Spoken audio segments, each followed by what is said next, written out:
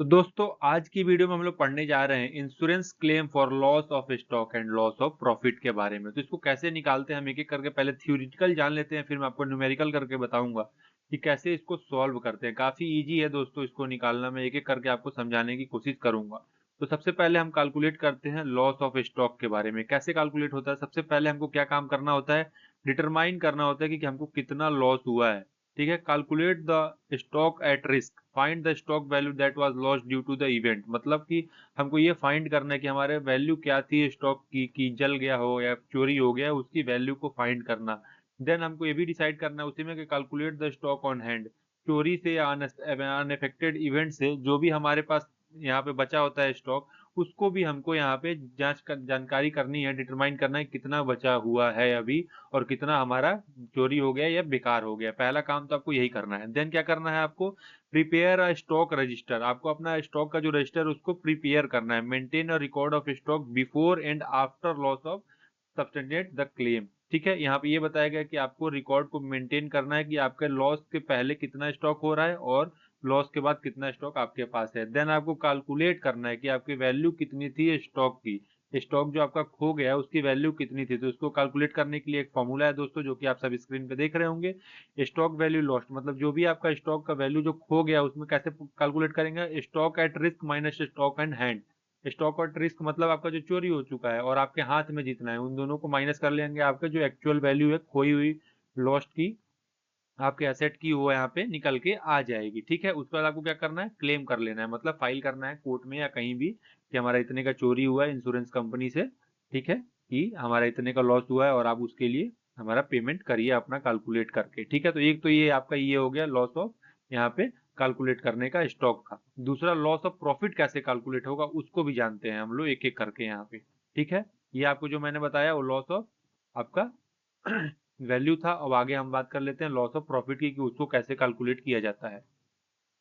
पहला काम क्या है, determine the loss of profit. ठीक है, पहले आपको लॉस ऑफ प्रॉफिट को डिटरमाइन करना है कि कितना है कितना नहीं है, कैसे निकलता है उसको भी हम बताते हैं। Calculate the expected profit, expected profit आपका कितना होने वाला था।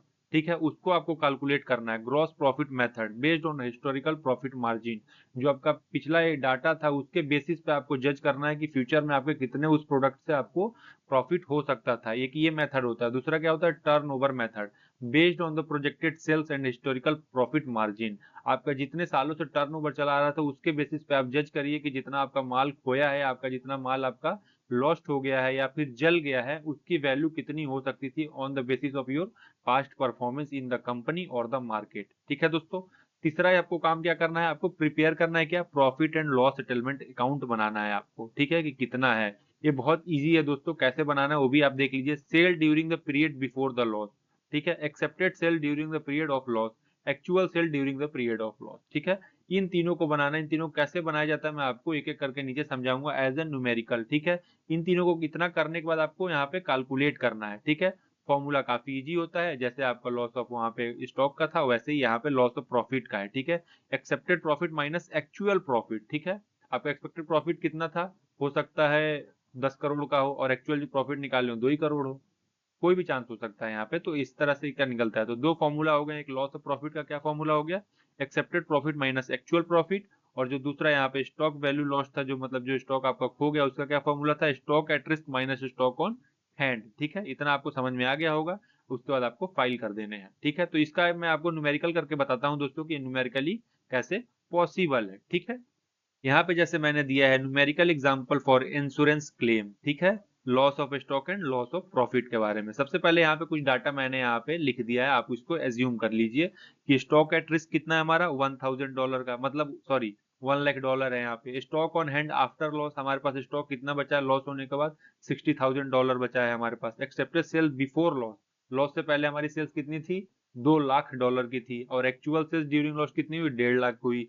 हमारा जो प्रॉफिट मार्जिन था वो 20% था। ठीक है, तो अब हमको सबसे पहला क्या निकालना है, लॉस ऑफ स्टॉक। इसका मैंने फॉर्मूला क्या बताया था आपको, स्टॉक वैल्यू लॉस्ट की, कि हमारे पास जो स्टॉक एट रिस्क कितना है। तो हमारे पास स्टॉक एट रिस्क कितना है, हमारे पास 1 लाख डॉलर। तो पहला यहाँ पे $1 लाख लिख लेंगे। माइनस करना था हमको क्या, कि हमारा जो stock on hand after loss कितना हमको मिला है, तो इससे हमको क्या मिल जाएगी, स्टॉक वैल्यू लॉस्ट मिल जाएगी। ठीक है, तो हमको कितनी मिल गई, वो 40,000 हो गई। ये नॉर्मली था दोस्तों, दोनों निकालना आपको बता दिया।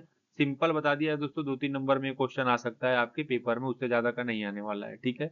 और वैसा पेपर मेथड भी चेंज हो गया है, तो मे भी ये क्वेश्चन आए, अदरवाइज ना आए। लेकिन फोर्थ यूनिट से एक ये है, एक वॉइस अकाउंट है, यही दो इंपॉर्टेंट है, इन दोनों में से कोई एक आ सकता है आपके एग्जाम में। नेक्स्ट बात कर लेते हैं, लॉस ऑफ प्रॉफिट निकालते हैं। ये कैसे निकालते हैं, तो इसको मैंने 3 यहाँ पे आपको बताए थे, मैं आपको दिखा देता हूँ। लॉस ऑफ प्रॉफिट निकालने के लिए जो कि मैंने यहाँ पे आपको डिटेल्स में बताए थे दोस्तों, ये आप देख सकते हैं यहाँ पे। सेम ऐसे ही हमको ये निकालना है, ठीक है। तो कैसे निकालना है उसको भी हम लोग यहाँ पे एक एक करके देख लेते हैं कि कैसे निकलेगा ये, ठीक है दोस्तों। तो जैसे कि यहाँ पे आप सब मेरे स्क्रीन पे देख रहे होंगे कि जो लॉस ऑफ प्रॉफिट है यहाँ पे जो मैंने दे रखा है यहाँ पे, उसमें हम एक्सपेक्टेड प्रॉफिट कैसे निकालते हैं। एक्सपेक्टेड प्रॉफिट हमारा था expected sale into gross profit margin, ठीक है। तो हमारा जो एक्सपेक्टेड सेल कितना था, $2 लाख का था। कितने का था दोस्तों यहाँ पे, $2 लाख का था। तो उसके बाद हमारा जो प्रॉफिट मार्जिन था वो कितना था, 20% का था। तो हम अगर निकालेंगे तो कितना आ जाएगा हमारा, $40,000 आ जाएगा। ऐसे ही करके हमको एक्चुअल प्रॉफिट निकाल लेनी है, देन आपका लॉस ऑफ प्रॉफिट निकाल लेना है। बहुत छोटा छोटा टर्म था दोस्तों, आपके छोटे छोटे फॉर्मूले हैं, आपको इसको याद कर लीजिएगा दोस्तों। और हर चीज आपके क्वेश्चन में आपको वहां पे मिलेगा, ठीक है। कुछ भी डिफिकल्टी इसमें नहीं है।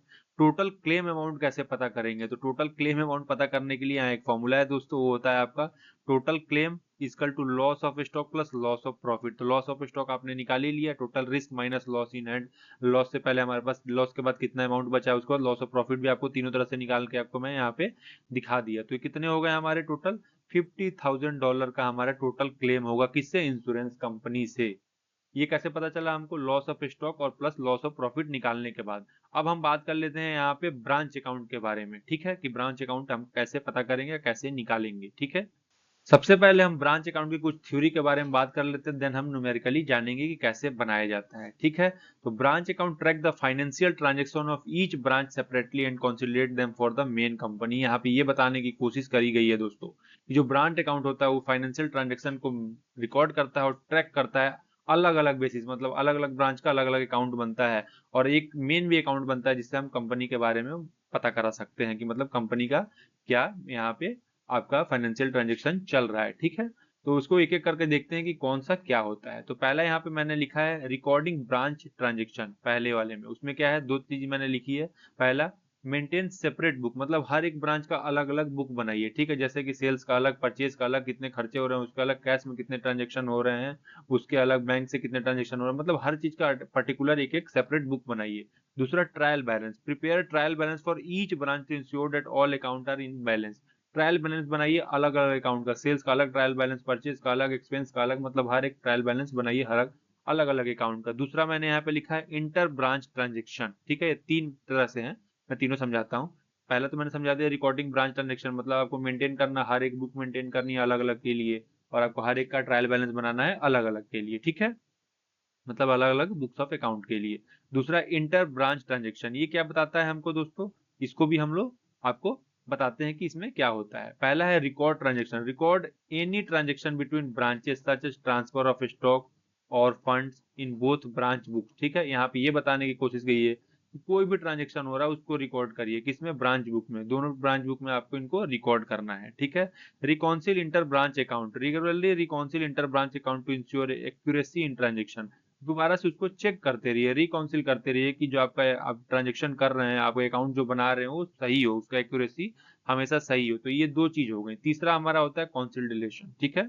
ये क्या होता है, इसको भी जान लेते हैं हम लोग दोस्तों।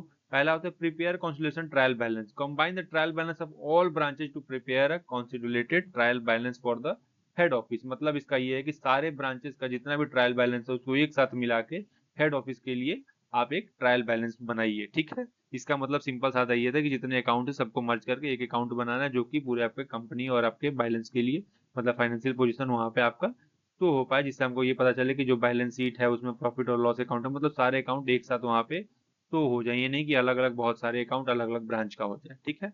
इसको निकालते कैसे हैं, प्रॉफिट और लॉस ब्रांच अकाउंट का कैसे निकालते हैं उसको भी जान लेते हैं हम लोग एक एक करके। सबसे पहला है यहाँ पे calculate branch profit. Branch profit हमको निकालने के लिए क्या चाहिए, branch profit equal to branch sale minus branch expenses, ठीक है। ब्रांच प्रॉफिट कैसे निकलता है, branch sale minus branch expenses के बारे में। ब्रांच सेल्स जितनी भी सेल्स हुई होंगी उसको माइनस करना है एक्सपेंसेस से। एक्सपेंसेस कैसे हम पता करेंगे, ब्रांच एक्सपेंस निकालने का भी एक फॉर्मूला होता है दोस्तों, total purchase minus total expenses, ठीक है, उससे ब्रांच एक्सपेंसेस आ जाता है, ठीक है। ये तो आपकी एक फॉर्मूला हो गई, ठीक है। आपको मैं एक न्यूमेरिकली करके दिखा देता हूँ कि कैसे ब्रांच अकाउंट बनता है, ठीक है। जैसा कि आप सब मेरे स्क्रीन पे देख रहे होंगे, यहाँ पे मैंने लिखा था प्रिपरेशन ऑफ ब्रांच अकाउंट। यहाँ पे कुछ इन्फॉर्मेशन दी गई है। अब ब्रांच अकाउंट में सेल्स दिया गया है $50,000 का, परचेज दिया गया है $30,000 का, और एक्सपेंस दिया गया है $10,000 का। जो आपका यहाँ पे फॉर्मूला था दोस्तों ब्रांच प्रॉफिट निकालने का, वो क्या था, ब्रांच सेल्स माइनस यहाँ पे branch purchase plus branch expenses. मतलब यहाँ पे सिंपल क्या था आपका, ब्रांच यहाँ पे एक्सपेंसेस था, उसको कैसे डिवाइड किया गया मैंने आपको बता दिया था उसी समय, कि जितना परचेज हुआ और जितना एक्सपेंस हुआ उन दोनों को ऐड करते हैं तो हमारा यहाँ पे ये निकल के आता है ब्रांच एक्सपेंसेस, ठीक है। तो इसमें कैसे निकलेगा, हमारा ब्रांच प्रॉफिट कितना हुआ था दोस्तों, यहाँ पे $50,000 का हमारा टोटल प्रॉफिट हुआ है, वो यहाँ पे लिखा हुआ है, ठीक है।